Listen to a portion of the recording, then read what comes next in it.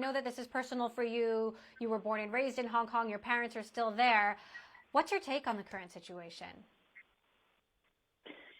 The current situation is really tough and very sad to watch. For the past few days, there are so many riot police cars, water cannon all over central Wan Chai and Admiralty area. Most of the protesters try to basically surround Hong Kong Legislative Council because they're really upset at what happened last week. And what's going on, if you think about it, if U.S. put any sanction against Hong Kong, it's not going to be good for both sides. And right now, my understanding is about 1,300 U.S. firms doing business in Hong Kong. And in 2008, there's about $66 billion trade between Hong Kong and U.S. And what's going on now, the tough part is that no matter how much like the young people protest today or tomorrow, it's really Beijing that called the shots. It's not really Hong Kong government. And I think what happened last week what happened last week is really the law passed for the standing committee to work out the actual security legislation, but the detail is actually not out yet. And the fact that the standing committee meet every 2 months, so we really wouldn't see any details until probably earliest some late summer, maybe August. So it's too early to say what will be the impact, but I think everyone in Hong Kong is super upset. The U.S. House has now enough votes to pass this sanctions law and take it to the president's desk. Meantime, you've got the White House press secretary saying that the president is displeased with China's efforts here and that it's hard to see, quote unquote, how Hong Kong can remain a financial hub if China takes over. What do you think the implications are then for trade between the U.S. and China, and specifically this special status that Hong Kong enjoys? Well, I think in general, like this whole situation is putting Hong Kong in a really tough place. And for particular focus on trade, right, from a Chinese point of view, in particular, someone who's like from Hong Kong originally, obviously we don't want to see this happen to Hong Kong. But at the same time, if any sanction happens to Hong Kong, it's going to really challenge the fact that we've been a financial center and hub of Asia. But if I'm coming from a China point of view, or let's say from a U.S. point of view, obviously U.S. wanted to do the U.S. way.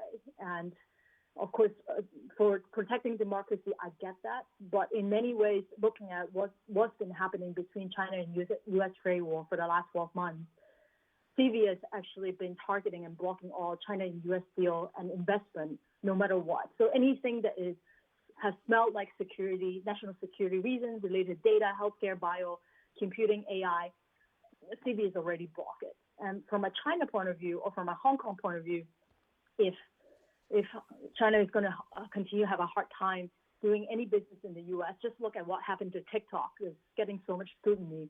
Or even last week, it seems like there's going to be more and more restrictions against Chinese companies getting listed in the U.S. stock market. It's going to be a huge impact. I think this unfriendliness culture will continue to grow, and it's going to be there for a long time. And the tough part is that Beijing made an announcement, but there's really no detail yet. And I completely understand why Hong Kong people are very upset. But the situation is really, really tough. And it's just sad to see that politics is impacting technology and investment so much. So let's take a look at a company like TikTok as an example. I mean, how do you think this could have an potentially unintended consequences for a company like TikTok?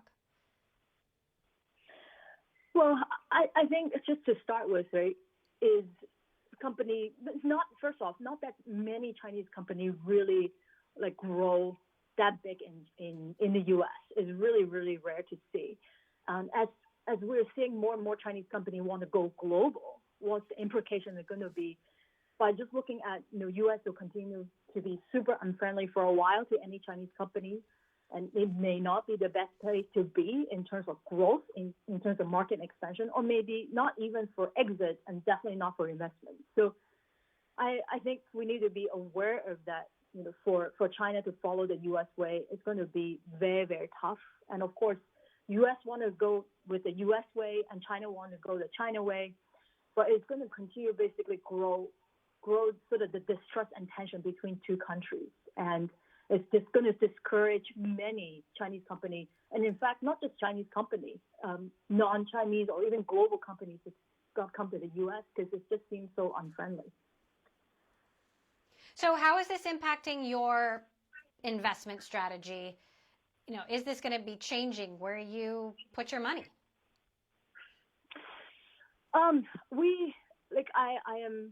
I think I learned so much every time I go back to China and think Hong Kong is still an amazing, vibrant country, city. And for us is, I think particular for Hong Kong entrepreneurs, really need to think global. And of course, China is already doing that. And really, I think Silicon Valley, where we primarily focus on investing, is a place which many of us are working from home, and many of us actually thinking about moving out of San Francisco. But so Silicon Valley is a spirit. We will still continue to focus on Silicon Valley, but we welcome Hong Kong entrepreneur and Chinese entrepreneur who want to go global.